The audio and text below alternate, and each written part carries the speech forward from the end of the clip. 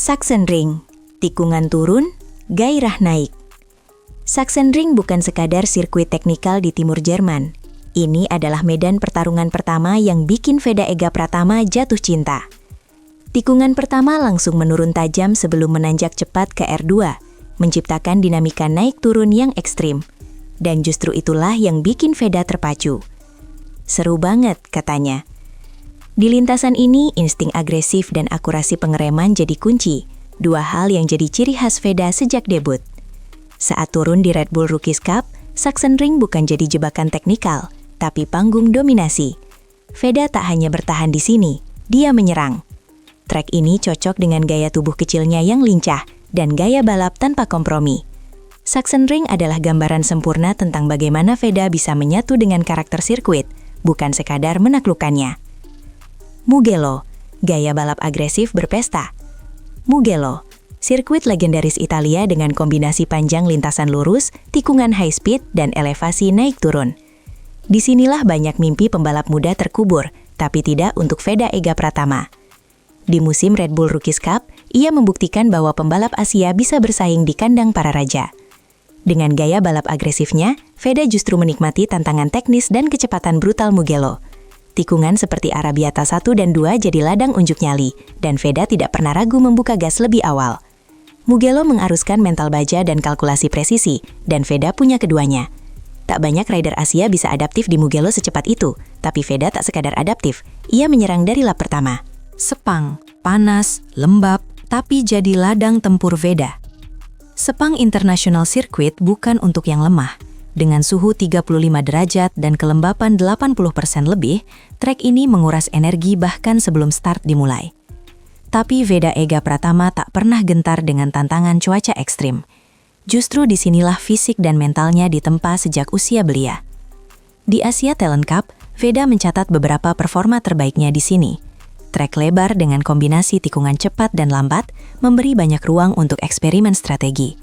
Dan Veda tahu kapan harus menyerang, kapan harus sabar. Ini bukan soal kecepatan mutur, tapi manajemen stamina dan grip. Di Moto3 2026 nanti, Sepang akan kembali menjadi ujian. Tapi bagi Veda, ini hanya panggung ulangan. Ia tahu suhu, tahu karakter trek, dan lebih penting lagi, ia tahu cara menang di sini. Mandalika, rumah yang bikin ganas. Tak ada tempat seperti rumah, dan bagi Veda Ega Pratama, Mandalika adalah lebih dari sekadar sirkuit. Ini adalah medan juang, tempat ia membela merah putih, dan tempat seluruh stadion bersorak hanya untuk satu nama, Veda. Mandalika punya aspal baru, layout tricky, dan tikungan cepat yang menuntut kepercayaan diri tinggi. Dan Veda selalu menjawabnya dengan percaya diri penuh. Kemenangan di Asia Talent Cup di sirkuit ini bukan hanya soal teknik, tapi juga mental. Di tengah tekanan ribuan mata publik Indonesia, Veda justru makin tajam. Di Moto3, tekanan bakal berlipat. Tapi Mandalika adalah tempat ia jadi ikon. Jangan kaget kalau publik tuan rumah bikin getaran ekstra, karena di trek ini, Veda bukan rookie biasa, dia sang gladiator nasional. 4 sirkuit, 4 gaya, 4 kemenangan. Sachsenring teknikal, Mugello cepat, Sepang brutal, Mandalika emosional.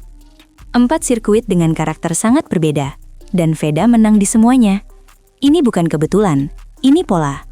Veda bukan pembalap satu gaya, ia pembalap adaptif, mampu membaca lintasan dan menyesuaikan strategi dengan cepat. Hal ini sangat jarang untuk pembalap seusia dia. Di kelas Moto3, kemampuan adaptasi adalah perbedaan antara pembalap yang hanya bertahan dan pembalap yang berkembang cepat. Dan Veda punya fondasi itu. 4 kemenangan di trek-trek ini bukan sekadar statistik, tapi bukti kesiapan mental dan teknikal yang akan jadi senjata utamanya di musim debut.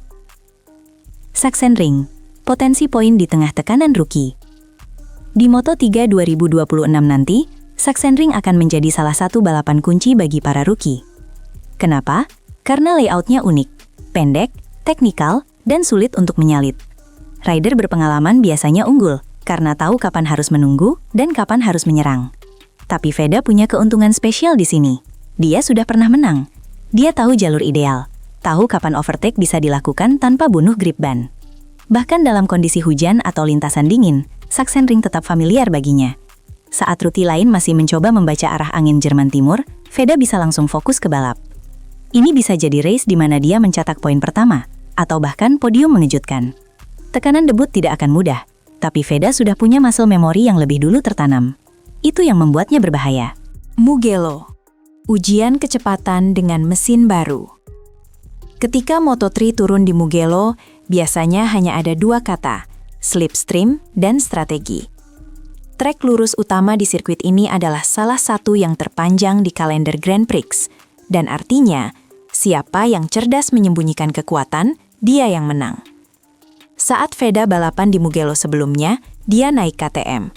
Tapi di Moto3 2026, dia akan naik Honda NSF 250R bersama Honda Tim Asia. Mesin berbeda, karakter beda, dan output tenaga juga berbeda. Disinilah ujian adaptasi sebenarnya dimulai. Tapi jika kita lihat performa Veda saat di Rookies Cup, dia bukan pembalap yang hanya mengandalkan mesin. Dia tahu bagaimana memanfaatkan angin, bagaimana bermain timing, dan yang paling penting, dia tahu bagaimana berpikir sambil balap. Di Mugello nanti, bukan soal siapa yang paling kencang, tapi siapa yang paling cerdas. Dan Veda punya modal itu. Sepang, lap panjang, cuaca sulit, tapi mental baja. Moto3 di Sepang bukan cuma ujian mesin, tapi ujian tubuh. Temperatur bisa menyentuh 40 derajat, dan lap time Moto3 yang panjang bikin fisik cepat terkikis. Sirkuit ini juga jadi salah satu yang paling menantang dari sisi ban. Grip cepat habis, tekanan udara berubah-ubah. Tapi siapa yang sudah terbiasa dengan kondisi ini? Veda. Saat pembalap Eropa biasanya menderita karena kelembaban ekstrim, Veda sudah akrab sejak balapan di ATC.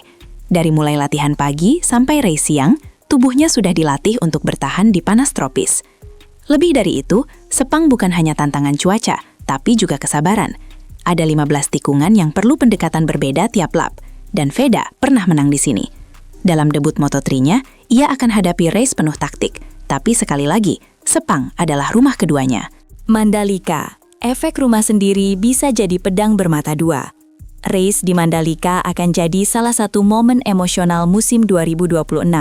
Ribuan penonton akan memadati tribun, membawa bendera merah putih, meneriakkan satu nama, Veda.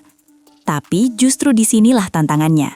Tekanan untuk tampil sempurna di rumah sendiri bisa jadi beban yang luar biasa.